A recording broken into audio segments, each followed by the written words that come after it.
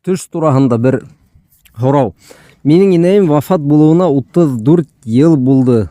Ә мин уны һаман төшөмдә күрәм, кайһы вакыт косаклап илайым, ул терелмәй тип. Мана мин инде 7-8 ел намаздамын. Был төштәр нимә аңлата? Миңа нимә эшләргә икән ди. Бер һорауның эчендә бернисә мәсьәлә. Беренчедән, кардәшләр, төш нимә аңлата дип һорау, ул төште юрау дигән нәмә. Буның турында Коръәндән Юсуф сураһында озын итеп аңлатылган итендә Юсуф алейһиссаламның төштәрде юрау тураһында. Был ябай кешеләрнең эше түгел. Әгәр пәйгамбәрләр төшендә нимәлер күрә икән, был улар өчен Алла Тәгаләнән килгән ишара, вахи, откровение була. Шул гомумән алганда ул төште юрау ул бик кыен мәсьәлә һәм бындый мәсьәләләргә ябай кешеләр кирмәйдер. Бик зур белемдәре булган гына кешеләр нимәлер әйтә алалар бәлки.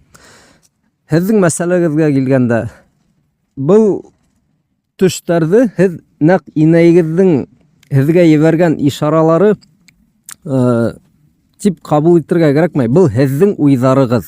Димәк, һез әсәйегез, инәегез тураһында күп уйлайһығыҙ, ҡайғыраһығыҙ. Әлбиттә, был уйлауығыҙ яҡшы. Һәм һеҙгә беҙ шундай кәңәш бирәбеҙ. Инәйегеҙ өсөн изге эштәр эшләгеҙ. Изге эштәр, үлеп ҡалған яҡындарыбыҙ өсөн беҙ эшләй алабыҙ. Бының турала беҙ әйттек. Мәҫәлән, садаҡа бирә алаһығыҙ. Уның өсөн доға ҡыла алаһығыҙ. Шулай уҡ, әгәр инәйегеҙҙең хаждары, ураҙалары бурыс булып ҡалған икән, ураҙаларын тотоп ҡуя алаһығыҙ. Уның өсөн хажға бара алаһығыҙ. Шулай итеп, күңелегеҙҙе тынысландырығыҙ. Күңелегеҙҙең тынысланыуы һеҙҙең өсөн файҙа булһа, был донъяла, бының тағы ла ҙурыраҡ файҙаһы инәйегеҙ өсөн буласаҡ. Уның ғәмәл китабына һеҙҙең изге эштәрегеҙ яҙыла барасаҡ. Ошондай кәңәш.